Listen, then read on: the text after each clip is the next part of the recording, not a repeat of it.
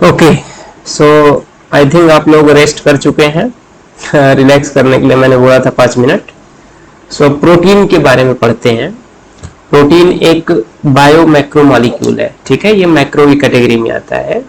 मतलब क्या है? मतलब ये है कि इसका साइज यूजुअली अगर आप देखेंगे तो ये 1000 डाल्टन से ऊपर ही मिलेगा। कॉम्प्लेक्स है तो 1000 से 10,000 15,000 ऐसे मिलेंगे, लेकिन नॉर्मल 800 से ऊपर मिलेंगे। जो माइक्रो की कैटेगरी में आते हैं 800 से नीचे आते हैं, ठीक है, जैसा कि हमने ऊपर देखा।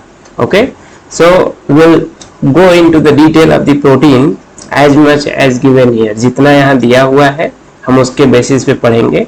बहुत ज़्यादा मैं इधर उधर नहीं जा रहा हूँ, लेकिन जहाँ कुछ कॉन्सेप्चुअल क्लैरिटी देने की ज़रूरत पड़ रही है, जैसे पीछे मैंने दिया सक्सेशन और चीज़ों के बारे में, वहाँ मैं वो चीज़ें बताता हूँ, ठीक है। जहाँ पे आपको याद करना है कि बहुत ज़्यादा आपको अलग से फैक्ट अगर मैं बताता जाऊँगा तो वो आपके लिए बर्डन होगा। आपको लगेगा कि भाई पढ़ना है कि नहीं पढ़ना है, बट डेफिनेटली आपको थोड़ा कॉन्सेप्ट क्लियर करने के लिए कभी कभी चीज़ें करनी पड़ती हैं। ओके, सो प्रोटीन एक क्या है? पॉलीपेप्टाइड है। पॉली का मतलब मल्टीपल, ढेर सारे, और पेप्टाइड का मतलब पेप्टाइड बॉन्ड। अगर आपने पढ़ा होगा, एनसीईआरटी में ही पढ़ा होगा, पढ़ाया है मैंने। अगर आपने अमाइनो एसिड का बेसिक स्ट्रक्चर समझा है तो सब्सटीट्यूटेड मीथेन, ठीक है, मतलब एक कार्बन है और यहाँ 4 हाइड्रोजन होते हैं और इसी का सब्सटीट्यूशन होता है, तो ये मीथेन का सब्सटीट्यूशन है। और ये R ग्रुप है एक, इसके अलावा एक H होता है और एक क्या होता है? कार्बोक्सिल ग्रुप होता है, कार्बोक्सिलिक एसिड ग्रुप, और एक होता है NH2, ठीक है, अमाइन ग्रुप या अमीनो ग्रुप, ठीक है। अब ये एक अमाइनो एसिड हो गया, ठीक है। तो जब हम प्रोटीन में पॉलीपेप्टाइड की बात करते हैं तो अमाइनो एसिड, एक अमाइनो एसिड, फिर दूसरा अमाइनो एसिड, फिर तीसरा अमाइनो एसिड, समझ रहे कि नहीं, फिर चौथा अमाइनो एसिड, ऐसे चलता है सीन। और ये बीच में क्या है? These are the peptide bonds, peptide bond. समझ में आया? ठीक है। तो अगर हम इसको ऐसे देखें देन वी कैन अंडरस्टैंड कि पेप्टाइड बॉन्ड बनता कैसे है। यहाँ पे दिया नहीं है सच कैसे फॉर्मेशन होता है, लेकिन बेसिक सी चीज है, एक वाटर मॉलिक्यूल यहाँ पे भी रिलीज होगा। ओके, अब इसको जो NH2 लिखा है ना, इसको हम N टर्मिनल बोलते हैं। क्या बोलते हैं? N terminal. मतलब ये टर्मिनल है, टर्मिनल का मतलब क्या होता है? एंड होता है, कोई भी एक एंड नॉर्मली उसको हम N टर्मिनल बोलते हैं। अरे जैसे आप IGAI इंटरनेशनल एयरपोर्ट दिल्ली गए होंगे तो वहां पे टर्मिनल 1, टर्मिनल 2, टर्मिनल 3 है ना, मतलब वो एंड है, ठीक है, जहां से जहाजें उड़ती है और जहां से जहाजें जो है जहां पर उतरती हैं। सिमिलरली ये आपका जो वाला पॉइंट दूसरा वाला टर्मिनल क्या है? इसको C टर्मिनल बोलते हैं। लेकिन हम इंडिविजुअल अमाइनो एसिड है तो उसमें N टर्मिनल और C टर्मिनल नॉर्मली नहीं बोलते हैं। अमाइनो ग्रुप है और ये कार्बोक्सिल ग्रुप। अब सोचिए कि एक दूसरा अमाइनो एसिड इधर आ रहा है, ठीक है, R यहाँ पे R1 है, ठीक है, R भी हो सकता है लेकिन हमने R1 लिखा है पर्पजफुली, ठीक है, पर्पजफुली लिखा है, बताते हैं क्यों लिखा है। NH2, ठीक है, और यहाँ पे R2 है। R1 R2 लिखने का क्या पर्पज है कि R1 R2 जो है इक्वल नहीं है, ठीक है, ये अलग अमाइनो एसिड है और ये अलग अमाइनो एसिड है। ये एक अमाइनो एसिड 1 है और ये अमाइनो एसिड 2 है, ठीक है। मान लीजिए कि ये एलानिन है तो इसको मान लीजिए ग्लाइसिन है, ठीक है, ये एस्पार्जिन है तो ये ग्लूटामिक एसिड हो गया, ठीक है। कुछ भी हो सकता है लेकिन अलग अलग है, ठीक है, नॉर्मल इसलिए बता रहे हैं, अभी आगे आएगा। अब यहां से इनके बीच में ना, यहाँ पे 2 हाइड्रोजन है ना, और यहाँ से यह हाइड्रोजन OH को लेता है और यहाँ से एक हाइड्रोजन को लेता है, ठीक है, और यहाँ से एक वाटर मॉलिक्यूल जो है रिलीज करता है। तो बचा क्या? CO बचा इधर, और इधर क्या बचा? N और H, क्योंकि एक H यहाँ पे आ गया और एक इधर OH है। कहानी क्लियर है ना? तो ये यहाँ से निकला, रिलीज हुआ, वाटर मॉलिक्यूल यहाँ से निकला। तो ये जो बॉन्ड बनता है ना, ये बॉन्ड मान लीजिए कि ये हमने इधर का आप सेटिस्फाई कर दीजिए, इधर CO बना और इधर वाला NH बना, ठीक है, और इधर से फिर से ये R1 एंड R2। तो ये जो बॉन्ड बना है this is the peptide bond.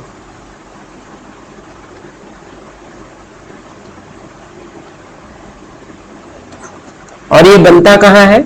ये बनता वहां है, हम अभी पढ़े नहीं है, जब हम ट्रांसलेशन आपको पढ़ाएंगे जेनेटिक्स में, ठीक है, ट्रांसलेशन, जहां पे बनता है क्या, ट्रांसलेशन में क्या होता है, प्रोटीन बनती है, ठीक है। और जब प्रोटीन बनेगा तभी तो ये पेप्टाइड बॉन्ड बनेगा, ठीक है। तो वहां पे जब टीआरएनए जो है ना, टीआरएनए प्रोटीन ट्रांसलेशन के टाइम पे टीआरएनए जो होता है ये अमाइनो एसिड को कैरी करके लाता है। जैसे कैरियर होता है ना, साइकिल के पीछे कैरियर होता है, गाड़ियों के पीछे कैरियर होता है, कैरियर व्हीकल होते हैं, ढो के ले जाती हैं। तो टीआरएनए का स्ट्रक्चर आप देखेंगे उस टाइम, अभी हम नहीं डिटेल बता रहे, तो यही पढ़ते जाएंगे ऐसे ही, ठीक है। तो ये ढोने का काम करता है। ढो के लाता कहाँ है, ये लाता है राइबोसोम के पास। राइबोसोम को पता है ये क्या है, प्रोटीन फैक्ट्री है, पढ़े ना। हाँ, तो ये एमआरएनए की चेन होती है, हम बता देते हैं थोड़ा सा। एमआरएनए की चेन होती है और इसमें ये राइबोसोम ऐसे लगा रहता है, बड़ा चेन छोटा चेन, बड़ा और छोटा यूनिट, ठीक है। और यहाँ पे 3 साइट होती हैं, ठीक है, ईपीए, ऐसे ही हर जगह 3 साइट होती हैं ऐसे, ठीक है। ए का मतलब होता है अमाइनो एसिड, तो टीआरएनए ना यहीं पे लाता है, ठीक है। और लाने के बाद एक एक अमाइनो एसिड ऐसे यहाँ पे ऐसे निकलता जाएगा, ऐसे बॉन्ड बनता जाएगा, ऐसे ही जुड़ता जाएगा, ठीक है। समझ रहे कि नहीं, यही बॉन्ड पेप्टाइड बॉन्ड होता है, this is the peptide bond. और इसको कौन एंजाइम जोड़ने का काम करता है, ट्रांसफर करने का कौन काम करता है, टीआरएनए से और इस अमाइनो एसिड पर, यहाँ जो एक दूसरे के बीच में यहाँ पे होता है पेप्टाइडिल ट्रांसफरेज, पेप्टाइडिल ट्रांसफरेज। और ये राइबोसोमल एंजाइम है, राइबोसोमल एंजाइम मतलब ये राइबोजाइम वाला एंजाइम है, समझ रहे हैं ना। और यही राइबोजाइम जो होता है ये कैटालिटिक एक्टिविटी शो कर रहा है, ठीक है। कैटालिटिक एक्टिविटी और भी है, ये भी है, इसका भी पार्ट है, समझ में आ रहा है कि नहीं। और ये भी one of the most abundant enzymes है, peptidyl transferase after the rubisco. समझ में आया कहानी, ये कहानी यहाँ दिया नहीं है, आएगा ट्रांसलेशन पढ़ाएंगे तो। अब मीनिंग समझ में आया ना, यस। अब आई थिंक आपको चीजें समझ में आ गई होंगी। सो जब अमाइनो एसिड की बात करते हैं हम, जो अभी पढ़ रहे थे, सो एक तो लीनियर चेन हो जाएगी ऐसे जो बनाए हमने डिफरेंट अमाइनो एसिड। अब देखिए ये 1 है, ये 2 है, ये 3 है अमाइनो एसिड 3, अमाइनो एसिड 4 और ऐसे ऐसे जाएगा अमाइनो एसिड n नंबर तक, ठीक है। तो यहाँ पे देखिए ये हमने 1 लिखा है, 2 लिखा है, 3 लिखा है, 4 लिखा है और n लिखा है, मतलब क्या है, ये डिफरेंट अमाइनो एसिड को शो कर रहा है। कहने का मतलब जो भी अमाइनो एसिड है, मान लीजिए यहाँ पे हिस्टिडीन है, यहाँ पे लाइसिन है, ठीक है, यहाँ पे स्पायराजीन है मान लीजिए, ठीक है। सो ये हिस्टिडीन HIS, सो इनके बीच में ना ये कॉमन नहीं है, कहीं पे एक साथ 2 हो सकते हैं, 3 हो सकते हैं, लेकिन ये जरूरी नहीं ये खाली एक ही हिस्टिडीन का पूरा अमाइनो एसिड पता चला कि ऐसे ऐसे बना हुआ है, पूरी चेन ऐसे हिस्टिडीन की बनी हुई है, ये पॉसिबल नहीं है। अगर ये होगा तो इसको होमोपॉलीमर बोलते हैं। होमो का मतलब सेम, और एक ही अगर मोनोमर है ये और एक ही का ढेर सारा आके अटैच हो रहा है तो इसको होमोपॉलीमर बोलते हैं। तो प्रोटीन के केस में होमोपॉलीमर पॉसिबल नहीं है। पॉसिबल कौन सा है, ये हेटेरोपॉलीमर। बड़ा इंपॉर्टेंट चीज है, ध्यान रखिएगा भाई, हेटेरोपॉलीमर पॉसिबल है। यहाँ पे जितनी भी मतलब प्रोटीन की चेन में जितना भी अमाइनो एसिड होगा तो सिंगल खाली अमाइनो एसिड नहीं होगा, ठीक है, अलग अलग अमाइनो एसिड होंगे, 2 हो सकते हैं, 2 टाइप के, 3 टाइप के, 4 टाइप के, 20 टाइप के हो सकते हैं, समझ रहे हैं कि नहीं। तो प्रोटीन हमेशा आपको पॉलीमर मिलेगा। अभी हम आगे पढ़ेंगे कार्बोहाइड्रेट के केस में, ठीक है, कार्बोहाइड्रेट के केस में या पॉलीसेक्राइड के केस में, तो वहां मैक्सिमम जो होते हैं होमोपॉलीमर होते हैं, लेकिन यहाँ पे मैक्सिमम हेटेरोपॉलीमर होंगे, ठीक है, क्लियर हो गया, ओके। और ये बॉन्ड हमेशा याद रखिएगा पेप्टाइड बॉन्ड होता है, ठीक है।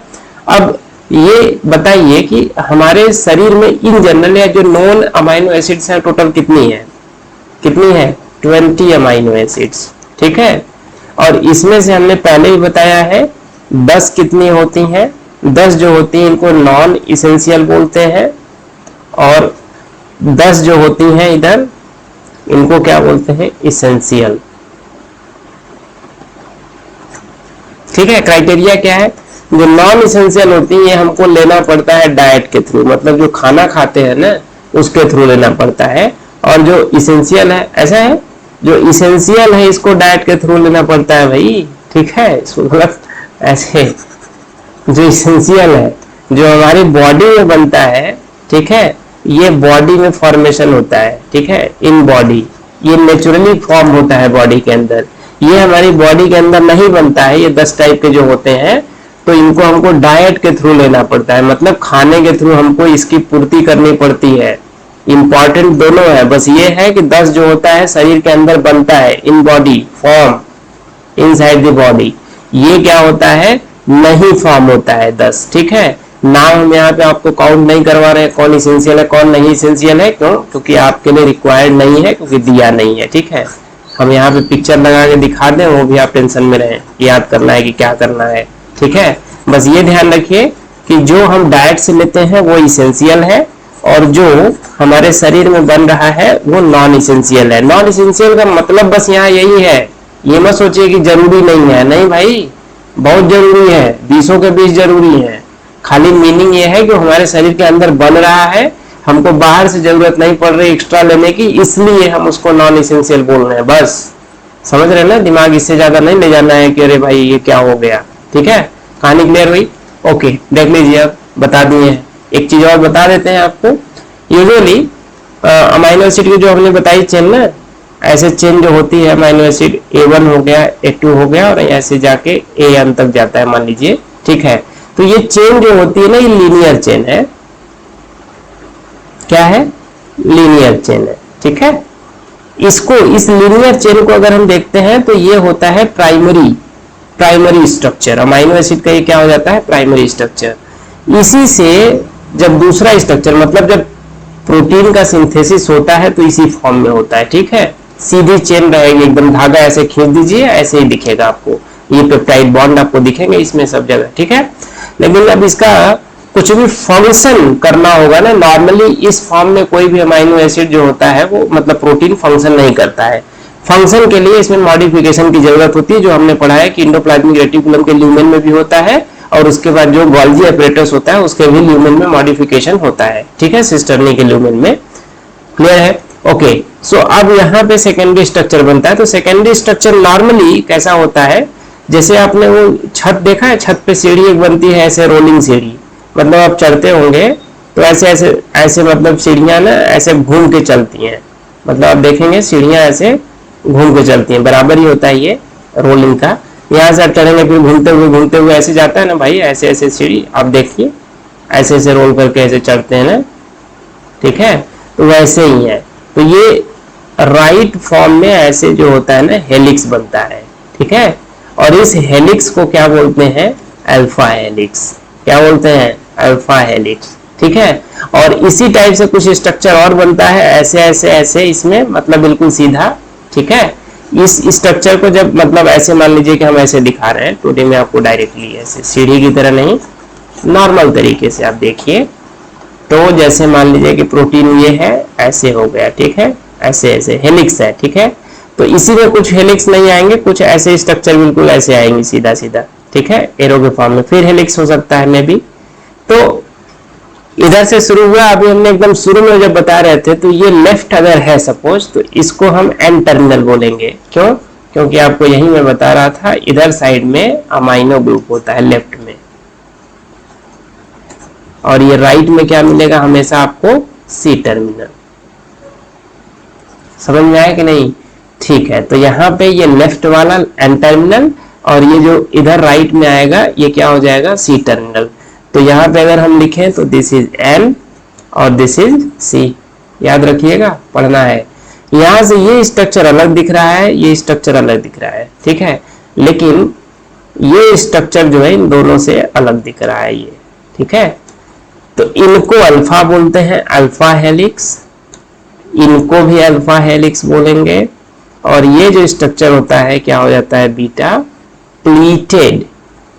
प्लीट का मतलब चपटा, ठीक है, ये प्लेट नहीं है, नॉर्मली हम बीटा प्लेट भी बोल सकते हैं, लेकिन प्लीटेड होता है, ठीक है। सो ये स्ट्रक्चर हमको यूजुअली सेकेंडरी स्ट्रक्चर में देखने को मिलता है। इसको प्राइमरी सीधी चेन, जब इसमें हेलिक्स बन जाता है तो सेकेंडरी हेलिक्स या बीटा प्लेटेड हो गया तो सेकेंडरी स्ट्रक्चर। अब और स्पेशल फंक्शन परफॉर्म करने के लिए इसमें और मॉडिफिकेशन होता है, और मॉडिफिकेशन होगा ना तो ये बिल्कुल एकदम ऐसे ऐसे एकदम कंबाइनली और कॉम्प्लेक्स स्ट्रक्चर बनेगा। लेकिन अभी इसमें सिंगल पॉलीन्यूक्लियोटाइड है, ठीक है, इसमें सिंगल पॉलीन्यूक्लियोटाइड है। जब और कॉम्प्लेक्स होता है, ये सी हो गया और ये एन हो गया, ठीक है, तो ये वूल, जैसे ऊन का गोला आप देखे हैं ना, सिंगल ऊन का धागा रहता है उसको गोला बना देते हैं आप, तो वही है ये। It's like woollen, WOOLEN, woollen ball, ठीक है। जो ऊन का गोला होता है ना, आप ऊन का गोला देखें कि नहीं, ऊन का गोला भाई स्वेटर बुनने के लिए जो महिलाएं जो है यूज करती हैं, औरतें यूज करती हैं, ठंडी के टाइम पे आपको दिख जाएगा, स्पेशली उन घरों में जहाँ पे महिलाएं बाहर काम करने नहीं जाती हैं तो स्वेटर वगैरह अपना नॉर्मली बुनती रहती हैं। हाँ, हमारे प्राइमरी स्कूल की जो महिलाएं होती हैं ना यूपी में, बाकी जगह, वो भी यही काम करती, ठंडी में पढ़ाने लिखाने का काम नहीं करती, यही काम करती हैं। इस स्ट्रक्चर को बोलते हैं टर्शियरी स्ट्रक्चर। और मैं आपको बता दूं, मैक्सिमम जो फंक्शनिंग होती है प्रोटीन की ना, मैक्सिमम फंक्शनिंग जो होती है बॉडी में हमारे प्रोटीन की, इसी फॉर्म में होती है। कुछ कुछ और स्ट्रक्चर हमको दिखते हैं। यहां तक अभी हमने जो देखा है ना, इसमें सिंगल पॉलीपेप्टाइड था, ध्यान रखिएगा, सिंगल पॉलीपेप्टाइड, ठीक है। कुछ स्ट्रक्चर और भी मिलते हैं जिसमें आपको ना ऐसे ऐसे ऐसे अलग अलग दिखेंगे। एक पॉलीपेप्टाइड ये हो गया, एक ये हो गया, एक ये हो गया, एक ये हो गया। ये जुड़े रहते हैं किसी पर्टिकुलर एलिमेंट से। मान लीजिए कि यहाँ पे कोई एलिमेंट आ गया जो इनको बाइंड करके रखा है, ठीक है। यहाँ पे एक चीज और है, ए बी, तो ये दोनों ए है और ये बी, ठीक है। यहाँ पे देख रहे हैं 4 डिफरेंट पॉलीपेप्टाइड आई है, 4 डिफरेंट पॉलीपेप्टाइड। तो ये स्ट्रक्चर जब बनता है इसको बोलते हैं क्वाटर्नरी स्ट्रक्चर। और ये बहुत स्पेशल फंक्शन के लिए होता है। जब हम अपने हीमोग्लोबिन के स्ट्रक्चर को देखते हैं ना, हीमोग्लोबिन, Hb का मतलब हीमोग्लोबिन, ठीक है, तो हीमोग्लोबिन के स्ट्रक्चर को देखते हैं तो वो एक क्वाटर्नरी स्ट्रक्चर में होता है। एक बार मैं इमेज दिखा देता हूँ, फिर आपको रिटन वर्ड पे ले चलूंगा, ठीक है। इमेज नीचे है शायद 9.3 image. See, this is the primary structure.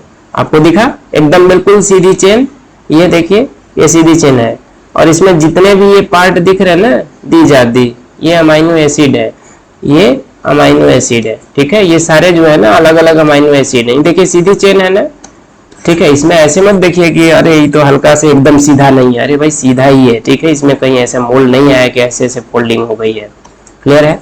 तो ये क्या है, आपका पॉलीपेप्टाइड है और ये प्राइमरी स्ट्रक्चर है, इसको 1 डिग्री से भी डिनोट करते हैं। अब यहाँ पे 2 स्ट्रक्चर दिखाए हैं। सेकेंडरी स्ट्रक्चर में एक अल्फा हेलिक्स बना है, एक बीटा प्लेटेड या बीटा प्लीटेड होता है, बीटा प्लीटेड, ठीक है, याद रखिएगा। तो ये दोनों एक साथ भी हो सकते हैं, ऐसा नहीं है कि मतलब अल्फा हेलिक्स आएगा तो बीटा प्लीट होगा कि नहीं, नहीं हो सकता है। बस यहाँ पे ये दिखाया है कि ये क्या है, मतलब ऐसे अलग अलग दिखाया है आपको समझाने के लिए कि एक स्ट्रक्चर ऐसा है, ये मान लीजिए एन टर्मिनल है तो एन टर्मिनल से ऐसे जा रहा है, ठीक है, ऐसे बिल्कुल ऐसे सी टर्मिनल की तरफ, समझ रहे नहीं। यहाँ पे ये देखिए ऐसे घूम रहा है, नहीं ये ऐसे घूम रहा है, तो ये ऐसे सीधा सीधा घुमाया है। लेकिन नॉर्मली हेलिक्स जो बनता है, ये हेलिक्स ऐसे नहीं बनता है, हेलिक्स ऐसे ही बनता है, ठीक है, ये हेलिक्स है, ठीक है। This is N terminal, this is C terminal. याद रखिएगा, लेफ्ट हमेशा एन टर्मिनल होगा, राइट हमेशा सी टर्मिनल होगा, क्लियर है। दूसरा स्ट्रक्चर क्लियर हो गया। तीसरा आइए, अब ये दिखाया है कि और कॉम्प्लेक्सिटी आती है, वही वुलन बॉल स्ट्रक्चर जो आता है वैसा। तो इसमें देखिए डाइसल्फाइड बॉन्ड भी बन गया, हाइड्रोजन भी आ गया जो जोड़ने का काम कर रहा है, अल्फा हेलिक्स भी आ गया, बीटा प्लेटेड भी आ गया और कॉम्प्लेक्स हो गया, ठीक है। टर्शियरी स्ट्रक्चर क्या बना, टर्शियरी। ये क्या बना था, सेकेंडरी। लेकिन यहाँ पे तीनों जगह आप देखिएगा, प्राइमरी, सेकेंडरी, टर्शियरी, अभी तक हमको सिंगल पॉलीपेप्टाइड है। क्या है, सिंगल पॉलीपेप्टाइड यूजुअली देखने को मिलता है, ठीक है। अब क्वाटर्नरी स्ट्रक्चर में ये देखिए, एक ये है, एक ये है, एक ये है, एक ये नीचे, ठीक है। इसमें नॉर्मली डिफरेंट पॉलीपेप्टाइड एक साथ आती है, डिफरेंट पॉलीपेप्टाइड्स, ठीक है। और ये हमारे हीमोग्लोबिन के स्ट्रक्चर में देखने को मिलता है। कहानी क्लियर हुई कि नहीं? कहानी क्लियर हुई? आप चलते हैं रिटन पार्ट पे, आपको बता देते हैं कहीं अगर कुछ छूटा है तो उसको भी समझ लेते हैं। ठीक है, क्लियर है कि नहीं? यस। सो हमने ये देख लिया कितने टाइप के अमीनो एसिड होते हैं, 20 टाइप। याद रखिएगा ये सारा पॉइंट जो है ना याद करने वाला है, कुछ भी क्वेश्चन पूछ सकता है। ठीक है, पॉइंट क्या है? पहला पॉइंट है पॉलीपेप्टाइड्स। प्रोटीन क्या होते हैं? पॉलीपेप्टाइड्स होते हैं। लीनियर चेन होते हैं। ठीक है, कैसे? पेप्टाइड बॉन्ड से जुड़े होते हैं। बॉन्ड का फॉर्मेशन बता दिया आपको। ठीक है, क्लियर है कि नहीं? ओके, कितने टाइप के टोटल हमको होते हैं जो एक्टिव हैं और अभी नोन है? 20 टाइप के। इसमें एग्जांपल दिया है, लेनिन है, सिस्टीन है, प्रोलीन है। ठीक है, प्रोलीन एंजाइम आपको या हिट्स ऑफ प्रोटीन के कैटेगरी में आता है। ठीक है, प्लांट में बेसिकली बहुत ज्यादा मिलता है स्ट्रेस की कंडीशन में। ऐसे ट्रिप्टोफैन है, पता है, लाइसिन है, ऐसे 20 टाइप के होते हैं। ठीक है, आप नाम जो दिया है उसको ध्यान में रखना है बस। अब आ जाए कि भाई इसमें से कौन सा अमाइनो एसिड है, तो आपको पता रहना चाहिए कि लाइसिन अमाइनो एसिड होता है, एलेनिन अमाइनो एसिड होता है, सिस्टीन अमाइनो एसिड होता है, ट्रिप्टोफैन भी होता है, प्रोलीन उसके ऊपर पढ़ाई है आपने दूसरे और 3 टाइप के। ठीक है, protein is a heteropolymer, meaning हमने बता दिया है कि जो चेन बनती है तो इसमें जो ये पॉइंट है ना ये अलग अलग, ये 1 है, 2 है, 3 है, तो इसमें अमाइनो एसिड जो होता है ये अलग अलग होता है। ठीक है, ऐसा नहीं कि एक ही टाइप का अमाइनो एसिड पूरी चेन बना रहा हो। एक ही टाइप का बनाएगा तो उसको होमोपॉलीमर होते हैं, जो कि यहाँ पॉसिबल नहीं होता है। ठीक है, हेटेरोपॉलीमर हो गए, कहानी क्लियर हो गई। ठीक है, डाइटरी अब बताए, टाइप बता दिया था हमने, क्या? इसेंशियल अमाइनो एसिड बताया था और दूसरा क्या बताया था? Non essential. ठीक है, तो डाइटरी प्रोटीन अगर है, डाइटरी प्रोटीन के सोर्स मतलब क्या बोलते हैं, जो प्रोटीन्स है अगर उसका सोर्स डाइटरी है मतलब हमारी डाइट से आ रहा है, तो वो अमाइनो एसिड कौन सी होंगी? Essential amino acid. कहानी क्लियर है? ओके, और दूसरी वाली क्या होंगी? जो हमारी बॉडी में बन रहा है, देखिए, और बॉडी कैन मेक, तो इसको हम क्या बोलते हैं? Non essential. ठीक है, तो we get essential amino acid through the diet या फूड। क्लियर है कि नहीं? अब प्रोटीन का बहुत सारा फंक्शन होता है, प्रोटीन का बहुत सारा फंक्शन होता है, प्रोटीन का बहुत सारा फंक्शन होता है। ठीक है, सबसे इंपॉर्टेंट क्या है? This is building block of the body. क्या है ये? Building block of the body. क्या है ये? ट्रिपल बी है, building block of the body. ठीक है, इसके अलावा दूसरा सबसे इंपॉर्टेंट अगर आपको बताएं तो आपके बॉडी में जितने भी एंजाइम हैं, ऑल एंजाइम्स आर प्रोटीन्स। केवल एक्सेप्शन क्या है भाई? एक्सेप्शन क्या है? Accept ribozyme. तो एंजाइम मतलब जितनी भी मेटाबॉलिक एक्टिविटी होती है इन जनरल, आप इसको अगर 0.1% की बात करते हो तो लगभग 99.999% जो होता है क्या होता है? एंजाइम, प्रोटीन होता है। तो जितना भी मेटाबॉलिक एक्टिविटी है जहां पे कैटलिस्ट की जरूरत होती है, हमारी बॉडी में लिविंग सिस्टम है, तो वहां पे एंजाइम आएगा।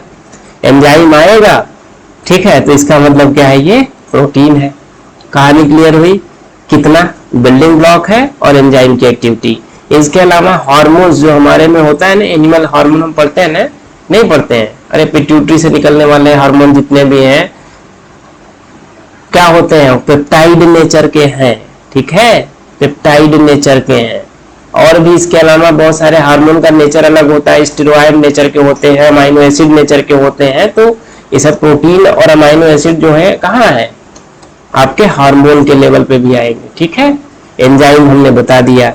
और फाइट करेंगे मतलब एंटीबॉडीज में भी मिलेगा आपको। यस, ठीक है। इसके अलावा जो ट्रांसपोर्ट का काम करते हैं, देखिए transport nutrient cross sell membrane, इसमें भी आपका प्रोटीन होता है। क्लियर हुआ कि नहीं फंक्शन? अब यहाँ पे इंपॉर्टेंट एग्जांपल दिया हुआ है collagen. Collagen is a fibre या प्रोटीन। क्या है? Most abundant protein in the animal world. याद रखिएगा भैया, कोलाजन की बात कर रहा है। दूसरा है रुबिस्को, अभी हमने नाम लिया था कोलाजन एंड रुबिस्को। तो कोलाजन एनिमल वर्ल्ड में, ठीक है, याद रखिएगा। कोलाजन किससे रिलेट करिएगा? एनिमल से। एनिमल में हम लोग भी आ जाएंगे और भी एनिमल, ठीक है। और दूसरा एंजाइम है रूबिस्को, बहुत इंपॉर्टेंट एंजाइम है। जितने भी प्लांट हैं सब में रूबिस्को है। जितने भी प्लांट हैं जो फोटोसिंथेसिस कर रहे हैं, फोटोसिंथेसिस कर रहे हैं, इसमें रूबिस्को है। इसलिए रूबिस्को ना पूरे बायोस्फीयर में सबसे अबंडेंट एंजाइम है। याद रखिएगा, पूरा नाम याद रखिएगा, रिबुलोज बिसफॉस्फेट कार्बोक्सिलेज ऑक्सीजनेज। जब हम फोटोसिंथेसिस पढ़ाएंगे, पढ़े हुए हैं, पीछे के लेक्चर में जा सकते हैं, पूरा लेक्चर एक ही क्लास में है, 2.5-3 घंटे का क्लास है लेक्चर शायद, ठीक है। उसमें जाके आप देखिए ये, ठीक है, कैसे फंक्शनिंग करता है। कार्बोक्सिलेज भी मतलब कार्बोक्सिलेज का भी काम करता है ये, और ये ऑक्सीजनेज का, depending upon the climatic condition और टेम्परेचर। ओके, समझ में आया। और ये बिस और बाई में डिफरेंस आपको पता है क्या?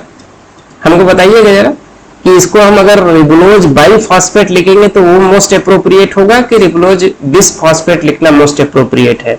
आप बताइएगा कमेंट सेक्शन में, ठीक है, कि बिस लिखना और बाई लिखने में क्या डिफरेंस है। हम केमिस्ट्री पढ़ रहे होंगे ना, केमिस्ट्री में बहुत जगह बिस आता होगा, कभी कहीं कहीं बाई आता है, तो दोनों का मतलब दो ही होता है। अगर हिंदी में बोले तो इसका भी मतलब टू ही आएगा, इसका भी मतलब टू आएगा, लेकिन यहाँ पे लिखने का तरीका जो है IUPAC नेम या साइंटिफिक नेमिंग में, वो बताइएगा कि ऐसा क्यों है, ठीक है। चलिए, कहानी क्लियर हुई प्रोटीन की। अब आते हैं पॉलीसैकेराइड्स पे। पॉलीसैकेराइड्स, पॉली यहाँ पे भी नाम आ गया, सैकेराइड, सैकेराइड्स का मतलब क्या होता है? सैकरम से आया है। सैकरम मतलब सुगर, सुगर केन जो होता है उसका सैकरम नाम ही है, सैकरम ऑफिसिनेरम, ठीक है। तो सुगर केन से ये सैकेराइड्स का मतलब ही सुगर होता है, ठीक है। और सैकरम यही से आप लिंक करिए, saccharum, saccharide, sugar and sugar cane. समझ में आया ना। एंड यहाँ पर भी पॉली लिखा हुआ है, इसका मतलब मल्टीपल यूनिट किसी भी चीज की मिलेंगी। तो मल्टीपल यूनिट जैसे ग्लूकोज है, ग्लूकोज क्या है? पॉलीसैकेराइड का मतलब बहुत बेसिक क्या हो जाएगा? कार्बोहाइड्रेट। क्या होगा? कार्बोहाइड्रेट।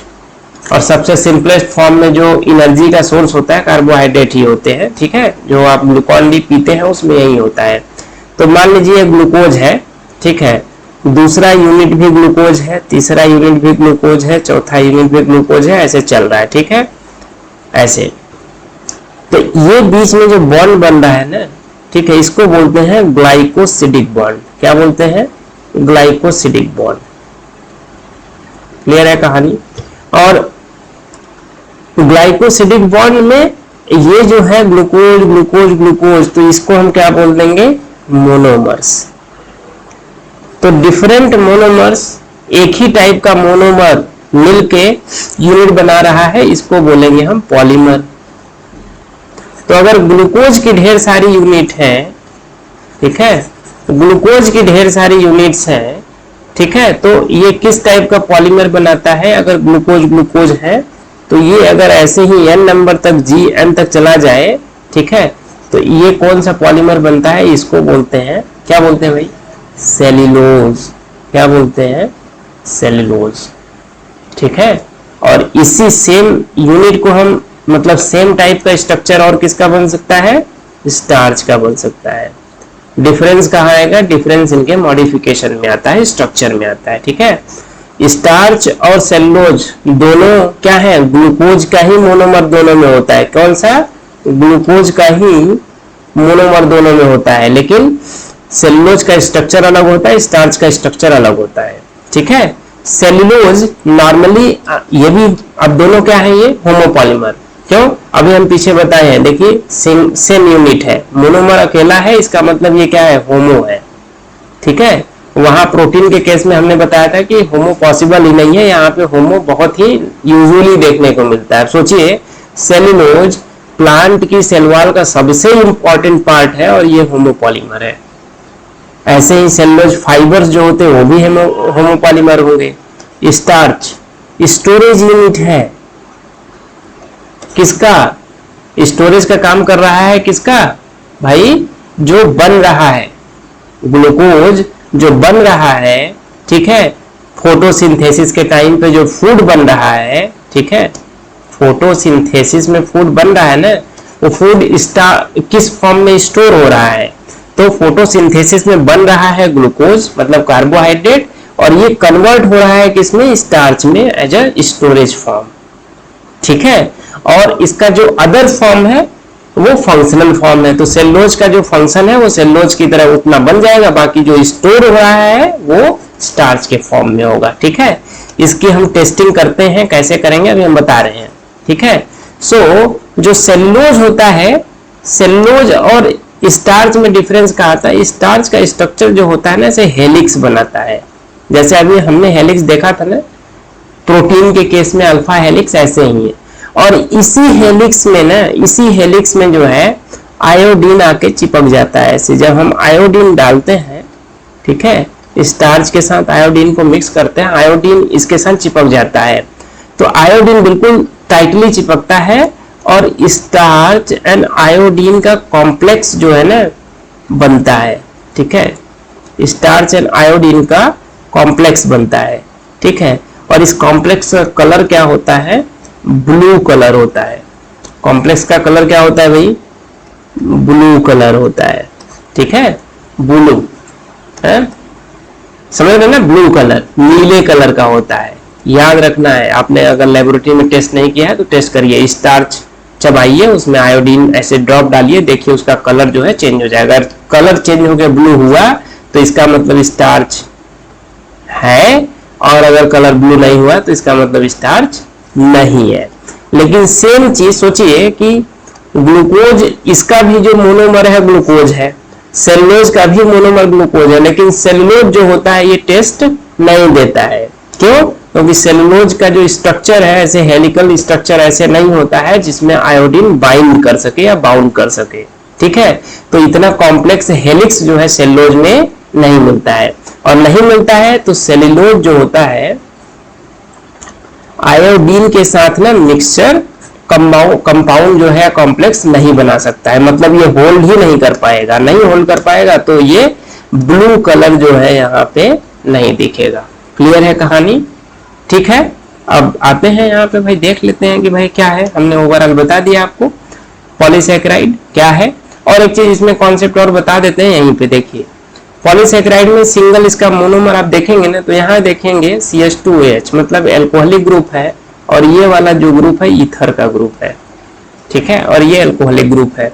एल्डिहाइड और कीटोन ईथर आप सब बना सकते हैं। ठीक है, सो इसको अगर सेम कार्बन से ये अटैच है तो इस स्ट्रक्चर को बोलते हैं हेमी एसिटल। देखिए केमिस्ट्री में ज्यादा अच्छे से पढ़ेंगे आप, हम थोड़ा सा बता रहे हैं बस। ठीक है, बस कॉन्सेप्ट समझाने के लिए।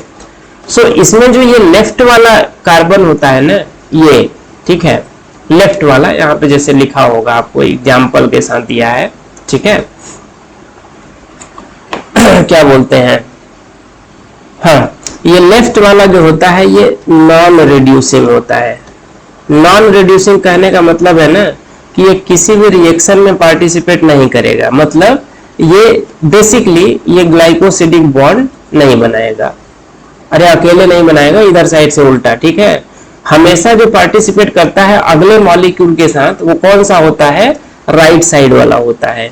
तो इसका मतलब यहाँ पे आपको एल्डिहाइड फ्री एल्डिहाइड या कीटोन आपको ग्रुप मिलेगा। ठीक है, हेमिएस्टल फॉर्म में, और ये हमेशा एनोमेरिक कार्बन की बात करता है, मतलब जब ये सर्कुलर फॉर्म में हो चुका है, एनोमेरिक फॉर्म। ठीक है, एनोमेरिक फॉर्म में ये काम करेगा दोनों।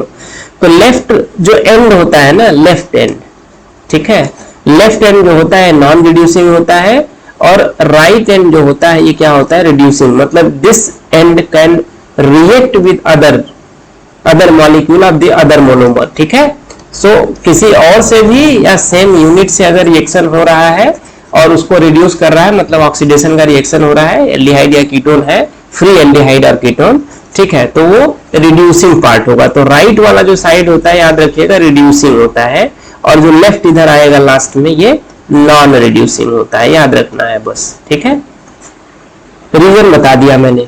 और ये मैं किसकी बात कर रहा हूँ, ये बात कर रहा हूँ आपका पॉलीमर की। कोई भी अगर पॉलीसैकेराइड है उसकी बात कर रहे हैं। मोनोसैकेराइड जो होते हैं ना, मोनोसैकेराइड ये क्या होते हैं, रिड्यूसिंग होते हैं कि नॉन रिड्यूसिंग? ये रिड्यूसिंग शुगर होते हैं। क्या होते हैं, रिड्यूसिंग शुगर, ठीक है, यूजुअली। और इसके अलावा नॉर्मली जो डाइसैकेराइड्स होते हैं, मतलब जिसमें दो ग्लूकोज की यूनिट है या दो अदर चीजों की यूनिट है, ठीक है, डाइसैकेराइड मतलब एक एक एक मोनोमर ये है, दूसरा मोनोमर ये है, बस हो गया, M1 M2 हो गया। क्लियर है कि नहीं? तो इनके बीच में ग्लाइकोसिडिक बॉन्ड बन रहा है, मतलब दो है, यहाँ पे अकेला M है, मोनोमर है, पड़ा हुआ है। तो ये डाइसैकेराइड है, ये भी रिड्यूसिंग होते हैं यूजुअली, ठीक है, लेकिन यहाँ पे एक है और बाकी एक आध दो और एग्जाम्पल होते हैं कुछ और शुगर के जो नॉन रिड्यूसिंग होते हैं, जो मोस्ट कॉमनली है, जिसको हम सुक्रोज बोलते हैं, ठीक है, सुक्रोज। इसमें क्या होता है, एक यूनिट ग्लूकोज की होती है, दूसरी फ्रक्टोज की होती है, ठीक है। ये एक्चुअली में नॉन रिड्यूसिंग शुगर है।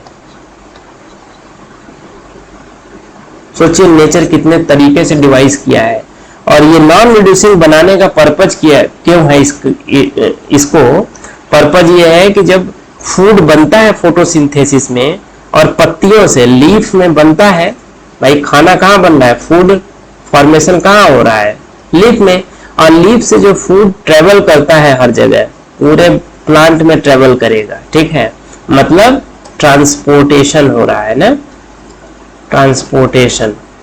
तो ये ट्रांसपोर्टेशन इसी के फॉर्म में होता है, सुक्रोज के फॉर्म में। और अगर मान लीजिए कि अगर ये सुक्रोज रिड्यूसिंग रहता है तो ये रास्ते में किसी और के साथ रिएक्शन करता रहता, भागता रहता है, ठीक है।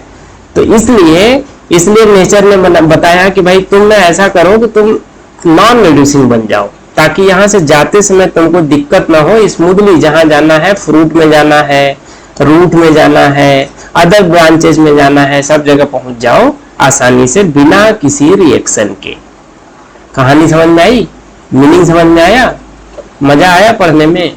यस आया है तो बढ़िया, कमेंट में लिखो यस, और नहीं आया है तो कमेंट में लिखो कि नहीं समझ में आया, ये थोड़ा पॉइंट समझाइए। तो पॉलीसैकेराइड मतलब समझ में आ गया, कार्बोहाइड्रेट इसको बोलते हैं, ठीक है। ये मैक्रोमोलेक्यूल ही है, हमने शुरू में भी देखा। ये देखो लॉन्ग चेन होती है किसकी, शुगर्स की, ठीक है। थ्रेड लाइक मतलब ऐसे लंबे लंबे कॉटन के थ्रेड के तरह होते हैं, containing different monosaccharide see as a building block. तो अलग अलग मोनोसैकेराइड मतलब नेचर में सेम भी हो सकता है लेकिन डिफरेंट है, ठीक है। एग्जाम्पल सेलुलोज हमने बता दिया, ये क्या है, ये भी पॉलीमेरिक पॉलीसैकेराइड है, मतलब पॉलीमर है और पॉलीसैकेराइड बोल रहे हैं। Cellulose consisting of only one type of monosaccharide, see only one type, क्या, ग्लूकोज। याद रखना है भाई, अभी हमने बताया है सेलुलोज में क्या होता है, मोनोमर किसका है, ग्लूकोज का, ठीक है। तो इसको क्या बोल देंगे हम, होमोपॉलीमर। ये सब पॉइंट जो है आपकी एग्जाम के लिए जरूरी है, नीट के लिए, ठीक है, सारे पॉइंट एग्जाम के लिए जरूरी है। स्टार्च दूसरा वेरिएंट है सेम स्ट्रक्चर का, एग्जैक्टली सेम स्ट्रक्चर का, लेकिन ये क्या है, स्टोर हाउस है एनर्जी का, ठीक है। स्टार्च ये कहां पाया जाता है, प्लांट टिश्यू में, क्लियर है। सिमिलरली एनिमल के केस में ग्लाइकोजन है, एग्जैक्टली सेम है। ये तीनों जो होते हैं ना, तीनों के केस में चाहे सेलुलोज हो, यहां पर भी ग्लूकोज है, स्टार्च यहां पर भी ग्लूकोज है, ग्लाइकोजन यहां पर भी ग्लूकोज है, जो मोनोमर है तीनों जगह ग्लूकोज है, ठीक है, लेकिन बस स्ट्रक्चर अलग है। ग्लाइकोजन केवल और केवल एनिमल में बेसिकली मिलेगा as store house of energy या स्टोरेज फॉर्म में, ठीक है। स्टार्च हमेशा प्लांट के केस में मिलेगा, और सेलुलोज प्लांट का ही पार्ट है, ठीक है, प्लांट का ही पार्ट है। एनिमल के केस में सेलुलोज नहीं होता है, और हम ना तो डाइजेस्ट कर पाते हैं, ठीक है, क्योंकि सेलुलोज को डाइजेस्ट करने के लिए सेलुलेज एंजाइम की जरूरत होती है। तो हम तो नहीं कर पाते हैं, लेकिन एनिमल कर लेते हैं, क्योंकि उनकी गट में वो एंजाइम, वो बैक्टीरिया ऐसे होते हैं जो कि उनको डिग्रेड करते हैं, ठीक है, हमारे बॉडी में नहीं होता है ऐसा। क्लियर है। यहाँ पे एक स्ट्रक्चर दिया है इनोलिन, ठीक है, इनोलिन। इनोलिन एग्जाम्पल याद रखिएगा, क्वेश्चन पूछा हुआ है नीट में, किसका पॉलीमर है भैया, ये फ्रक्टोज का पॉलीमर है, ये याद रखिएगा। इनोलिन पाया कहा जाता है, ये पॉलीमर है। ये एक्चुअली में एक प्लांट होता है डालिया, डालिया एक प्लांट होता है। डहेलिया सुने कि नहीं, बड़ा बड़ा पत्ता होता है, बड़ा बड़ा फूल होता है, डहेलिया, यस, वही डहेलिया के रूट में ना इनोलिन पाया जाता है, और इसका पॉलीमर है किसका, मोनोमर क्या होता है इसका, फ्रक्टोज, पॉलीमर इनोलिन। तो याद रखिएगा, कंफ्यूज नहीं होइएगा किससे, इंसुलिन से, इंसुलिन से कंफ्यूज नहीं होइएगा। इनोलिन को हार्मोन मार के मत आ जाना भाई, ठीक है, कि इंसुलिन नहीं, इंसुलिन नहीं समझ में आ रहा है कि क्या है, तो इनुलिन देख रहे होते, या तो पता चला कि इंसुलिन पूछा है और इंसुलिन को तुम मार के आ गए फ्रक्टोज, और इनुलिन पूछा है तो इनुलिन को तुम मार के आ गए क्या, इनुलिन को क्या मार के आ गया, हार्मोन। नहीं भाई, ऐसा मत करना, क्लियरली देखना इंसुलिन है ये कि इनुलिन है। ठीक है, ये इनुलिन है जो कि फ्रक्टोज इसका क्या है, मोनोमर है, सिंपल सी बात है। क्लियर है? ओके। सो अगर हम पॉलीसैकेराइड को और थोड़ा सा करीब से एनालाइज करते हैं, रिएक्शंस को देखते हैं, और यहाँ पे एग्जांपल दिया है किसका, ग्लाइकोजन का सपोज, तो इसके राइट एंड को बोलते हैं रिड्यूसिंग एंड। अभी हमने समझा दिया क्यों बोलते हैं, क्योंकि राइट एंड जो होता है ये पार्टिसिपेट करेगा नया बॉन्ड फॉर्मेशन में, पार्टिसिपेट करेगा न्यू बॉन्ड फॉर्मेशन में, न्यू बॉन्ड या चेन फॉर्मेशन, जो चेन बन रही है ना ऐसे लंबी लंबी चेन, ठीक है, तो न्यू बॉन्ड जो बनेगा ग्लाइकोसिडिक बॉन्ड, उसमें हेल्प करेगा ये। क्यों? क्योंकि यहाँ पे फ्री एल्डिहाइड हमने बताया, एल्डिहाइड या कीटोन ग्रुप प्रेजेंट है। क्लियर है ना? लेफ्ट साइड जो होता है ये नॉन रिड्यूसिंग एंड होता है, इसको याद रखना है, उल्टा मत कर देना। ठीक है, उल्टा मत कर देना, नहीं तो एग्जाम आपको उल्टा कर देगा। इट हैज ब्रांचेज, तो ग्लाइकोजन के पास ब्रांचेज होती हैं, जैसे यहाँ पे आपको दिख रहा है। ठीक है, थोड़ा सा हम मिटा दें ताकि आपको कहानी जो है और क्लियर हो जाए। ठीक है, ये देखिए ब्रांचिंग आपको दिख रही है कि नहीं, हाँ ठीक है, तो जैसे यहाँ पे ब्रांचिंग दिख रही है, ये ना देखिए ये ब्रांचिंग है, और इसको थ्रेड के फॉर्म में जो ब्रांचिंग है इधर दिख रही है आपको, देखिए क्लियरली विजिबल है आपको, तो ये ब्रांच दिख रहे हैं। ठीक है, ये क्लियरली देखिए ब्रांच है ये। तो हमको ब्रांच देखने को कहाँ मिल रहा है, यहाँ पे जो नाम है हमको ब्रांच देखने को कहाँ मिल रहा है भैया, ग्लाइकोजन के केस में। ठीक है, सो भाइयों और बंधुओं, भाइयों और बहनों, आप बिल्कुल क्लियरली पिक्चर आपको दिख रही है, पिक्चर क्लियर है सारी कि कैसे कहानी बनी है और कैसे चीजें याद की जाती हैं और कैसे चीजें पढ़ी जाती है और एनसीईआरटी पढ़ा कैसे जाता है। ठीक है, starch form helical secondary structure, see अभी हमने बताया, तो यहाँ पे स्टार्च जो है हेलिकल सेकेंडरी स्ट्रक्चर बनाता है। याद रखना, एक क्वेश्चन है यहाँ पे, टर्शियरी सेकेंड प्राइमरी सेकेंडरी की जगह टर्शियरी भी लिख सकता है, प्राइमरी भी लिख सकता है, क्वार्टरली भी लिख सकता है। तो ये क्या है, ये सेकेंडरी स्ट्रक्चर है, और जिसमें क्या होता है, हेलिक्स होते हैं, ऐसे हेलिक्स होते हैं, और इसी में हमने बताया I2 जो होता है ये होल्ड होता है। ठीक है, हेलिकल पोर्शन में। कहानी क्लियर है? और क्या देता है ये, ब्लू कलर, क्या देता है, ब्लू कलर। ठीक है, मतलब ब्लू कलर आपको देखने को मिलेगा।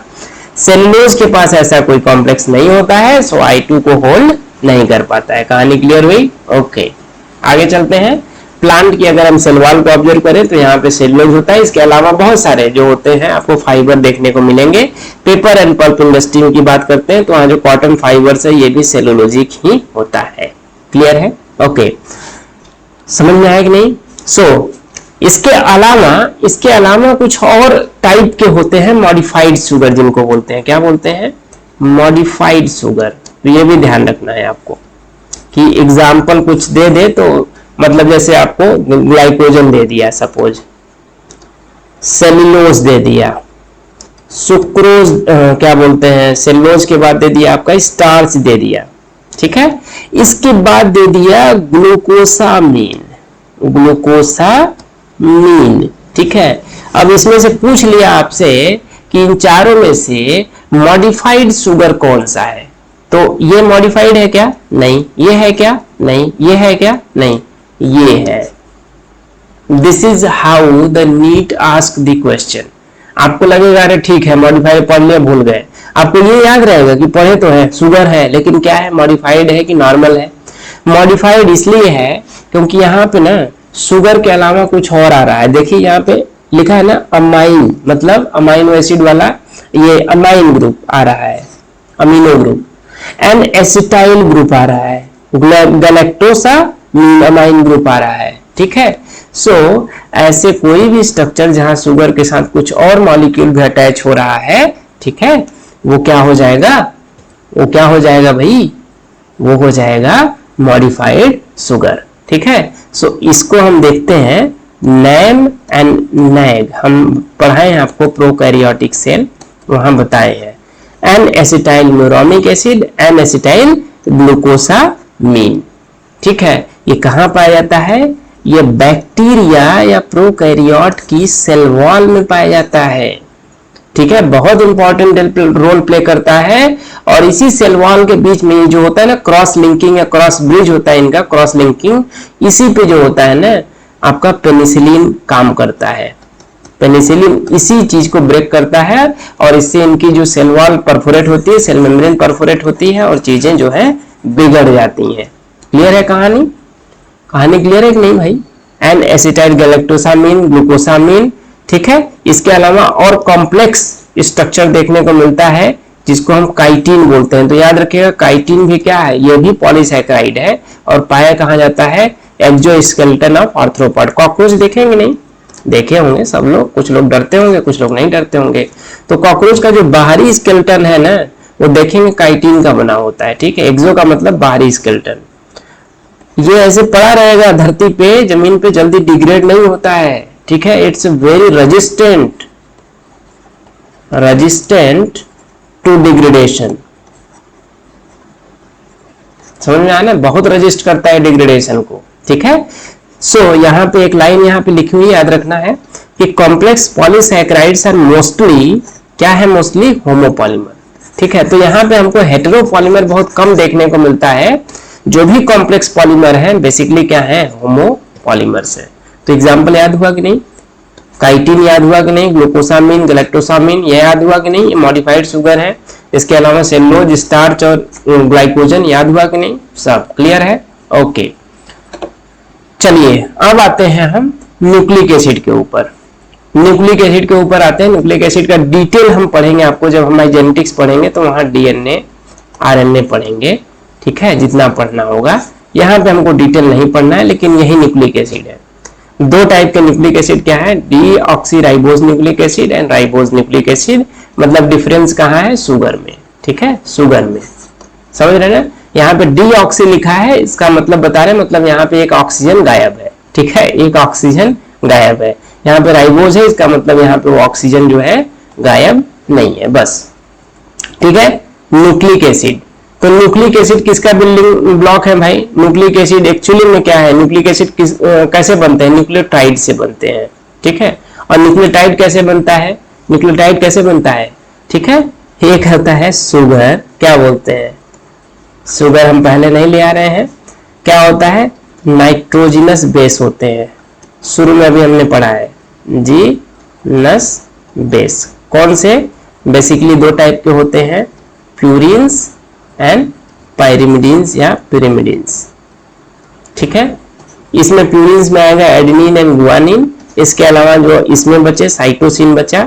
ठीक है, साइटोसिन बचा और क्या बचा, थायमिन बचा एंड यूरासिल बचा। ये सारे पायरिमिडीन आ गए। ठीक है, पायरिमिडीन हमने पहले देखा कि ये सिंगल रिंग स्ट्रक्चर है, ये सब याद रखना है भाई, सिंगल रिंग स्ट्रक्चर है। सॉरी, एक सेकेंड, थोड़ा सा इसको हम इधर मूव करा ले। ये क्या है, सिंगल रिंग स्ट्रक्चर है। और ये क्या होता है, डबल रिंग स्ट्रक्चर है। अरे आया था पीछे, भूल गए क्या? डबल रिंग याद रखना है। ठीक है, सो ये बेसिस हैं। तो मान लीजिए ये हमने एक नाइट्रोजनस बेस ले लिया। अब नाइट्रोजनस बेस में जब हम शुगर ऐड कर देते हैं ना, यू एडेड दिस शुगर, तो ये क्या बनता है, न्यूक्लियोसाइड बनता है। क्या बनता है भाई, न्यूक्लियोसाइड। न्यूक्लियोसाइड में जब हमने ऐड किया क्या, फॉस्फोरिक एसिड या फॉस्फेट, फॉस्फोरिक एसिड या फॉस्फेट, तब ये क्या बना, स्ट्रक्चर न्यूक्लियोटाइड। क्लियर है कि नहीं कहानी? आई थिंक क्लियर है। सो नाइट्रोजनस बेस, शुगर प्लस क्या, फॉस्फेट, क्या बनाया, न्यूक्लियोटाइड। और यही न्यूक्लियोटाइड जो होते हैं क्या बनाते हैं, जब इन्हीं की चेन बनती है ना, ऐसे ऐसे ऐसे, ठीक है, इन्हीं की चेन बनती है, तो इसी चेन को क्या बोलते हैं, पॉली न्यूक्लियोटाइड बोल देंगे। क्या बोलेंगे, पॉली न्यूक्लियोटाइड। और पॉली न्यूक्लियोटाइड ही क्या बनाते हैं, डीएनए एंड आरएनए। क्लियर है कि नहीं? शायद कहानी क्लियर हो गई, बस यही है और कुछ नहीं है बाबा, देयर इज नथिंग, इससे ज्यादा कुछ नहीं है। आप देख लीजिए, न्यूक्लियोटाइड बता दिए, न्यूक्लियोटाइड बता दिए ना, हेट्रोसाइक्लिक कंपाउंड अभी हम देखे थे पीछे, हेट्रोसाइक्लिक रिंग होती है, ठीक है। सेकेंड इज अ मोनोसैकेराइड, एक शुगर रहता है। Third is a phosphoric acid. तीन चीजें है ना भाई, न्यूक्लियोटाइड में तीन चीजें हैं। क्या? ये हेट्रोसाइक्लिक कंपाउंड, ठीक है, क्या है? द सेकेंड इज मोनोसैकेराइड, क्या? शुगर, ठीक है। ये क्या है? Nitrogenous base. और ये क्या है? फॉस्फेट या फॉस्फोरिक एसिड। तीनों मिलकर न्यूक्लियोटाइड बनाते हैं। और न्यूक्लियोटाइड ही यूनिट जो होती है पॉलीन्यूक्लियोटाइड या मल्टी न्यूक्लियोटाइड बनाती है, ठीक है। तो क्या है? Heterocyclic compound in nucleic acid और नाइट्रोजनस बेस बता दिए, जैसे adenine, guanine, uracil, cytosine, thymine. Adenine and guanine substituted purines, और जो बाकी है वो क्या है? पायरिमिडीन्स है। कहानी क्लियर हो गई, ठीक है। Sugar found in the polynucleotide is either ribose और डीऑक्सीराइबोज, ठीक है। 2 प्राइम लिखा है, क्यों? क्योंकि सेकेंड प्राइम या सेकेंड जो प्राइम कार्बन है यहाँ पे ऑक्सीजन जो है गायब हो जाता है, ठीक है, ऑक्सीजन निकल जाता है, ऑक्सीजन अब्सेंट होता है, इसलिए डीऑक्सी बोलते हैं। डी का मतलब अब्सेंट होना, ठीक है। समझ रहे हैं नहीं? राइबोज क्या होता है? मोनोसैकेराइड है, पेंटोज शुगर है। क्लियर है कहानी? आई थिंक कहानी पूरी की पूरी क्लियर है। इससे इसके अलावा और जानने की जरूरत नहीं। तो डीएनए और आरएनए जब आएगा जेनेटिक्स तब वहां पढ़ेंगे। सो स्ट्रक्चर ऑफ हमने प्रोटीन पढ़ा है, नहीं पढ़ा है? बता दिया है मैंने आपको, प्राइमरी सेकेंडरी टर्सरी सब बता दिया है। आपको अगर नहीं पता है, नहीं समझ में आया है, तो आपको देखिए बता दिए हैं भाई। हम स्ट्रक्चर ऑफ डिफरेंट टाइप्स के अमाइनो एसिड बता दिए हैं। बनता कहाँ है? ट्रांसलेशन के थ्रू बनता है। आप इसको रीड करिएगा, ट्रांसलेशन के थ्रू बनता है, ठीक है। प्रोटीन ट्रांसलेशन के थ्रू हमको प्रोटीन मिलती है। और प्रोटीन के फंक्शन बहुत सारे होते हैं। देखिए, सीक्वेंस ऑफ अमाइनो एसिड क्या है? Positional information in the protein which is the first amino acid, which is second, which is third and so on. मतलब फर्स्ट कौन होगा, सेकेंड कौन होगा, थर्ड कौन होगा, फोर्थ कौन होगा। और ये हेट्रोपॉलीमर होता है, ठीक है, होमोपॉलीमर नहीं, हेट्रोपॉलीमर होता है।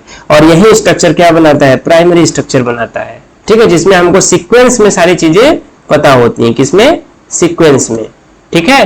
तो यहाँ पे जो फर्स्ट अमाइनो एसिड होता है, सी फर्स्ट अमाइनो एसिड, ये देखिए क्या है? लेफ्ट हैंड रिप्रेजेंट करता है पहले को, और जो राइट हैंड होता है ये रिप्रेजेंट करता है लास्ट को। तो यहाँ पे चौथा ये लास्ट होगा, मतलब लेफ्ट और राइट, और ये फर्स्ट होगा।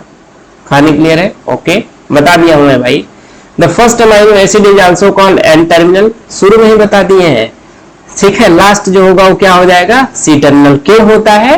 कार्बोक्सिलिक एसिड की वजह से। ये क्यों होता है? क्योंकि यहाँ पे कार्बोक्सिलिक एसिड है। एन टर्मिनल क्यों है? क्योंकि यहाँ पे अमाइनो ग्रुप है। कहानी समझ में आई? बीच में क्या है? कार्बन।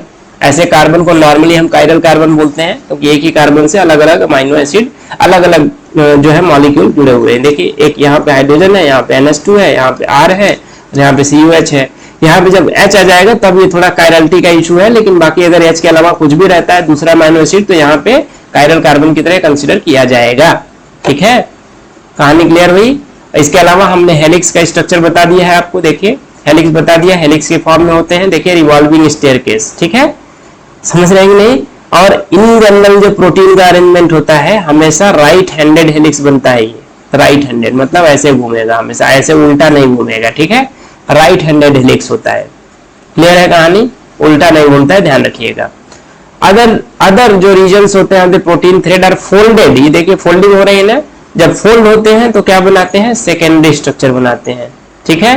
टर्शियरी स्ट्रक्चर क्या है? वुलन बॉल लाइक स्ट्रक्चर बनता है, हमने बता दिया है। ये स्ट्रक्चर समझा रहे थे तब। देखिए, हाइड्रोजन और डाइसल्फाइड इसमें बॉन्ड आते हैं, और भी डिफरेंट टाइप के बॉन्ड बन के स्ट्रक्चर बनाते हैं। इन जनरल हमको सल्फाइड बॉन्ड देखने को मिलता है, जैसे सिस्टीन प्रोटीन होती है, सिस्टीन प्रोटीन में हमको सल्फाइड बॉन्ड देखने को मिलता है, ठीक है। हम वहां पे एंटीबॉडीज का स्ट्रक्चर जो पढ़े हैं ऐसे, ठीक है, ऐसे वाला, क्या भी हमको डाइसल्फाइड बॉन्ड देखने को मिलता है। क्लियर है कि नहीं? और अगर और कॉम्प्लेक्स स्ट्रक्चर आता है, ठीक है, तो उसको हम बोलते हैं, उसमें डिफरेंट यूनिट आती हैं। तो यहाँ पे टर्शियरी स्ट्रक्चर बोला है कि टर्शियरी स्ट्रक्चर देखिए एब्सोल्युटली नेसेसरी, देखिए for many biological activity of protein. तो मैक्सिमम केसेस में आपको टर्शियरी स्ट्रक्चर ही देखने को मिलता है, ठीक है, समझ रहे हैं नहीं? So some proteins are an assembly of more than one polypeptide. अभी तक हमने जितना भी बात किया ये सब सिंगल के लिए बात किया, यही हम समझाए थे। जब मोर देन आ जाएगा तो इसको हम क्या बोलते हैं? क्वार्टरली स्ट्रक्चर बोलते हैं। ठीक है, इनका अरेंजमेंट ये बेस्ट अरेंजमेंट दिखाया है हमने, और एग्जाम्पल हमने दिया है हीमोग्लोबिन का। हीमोग्लोबिन में आप देखेंगे तो 2 अल्फा सब यूनिट होती हैं और 2 बीटा सब यूनिट होती हैं, मतलब 2, तो 2 यहाँ हो गई, 2 यहाँ हो गई, तो टोटल कितने हो गए, 4 पॉलीपेप्टाइड की यहाँ पे सब यूनिट होती है। ठीक है, 4 पॉलीपेप्टाइड हुई तो क्या ये अलग अलग है कि सेम है, ये बताइए। तो ये 4 आइडेंटिकल नहीं है, 4 आइडेंटिकल नहीं है, 2 आइडेंटिकल है। ये 2 एक तरह से है और ये 2 एक तरह से है। तो क्वेश्चन यहाँ पे चेंज करेगा, यहाँ पे लिख देगा 4।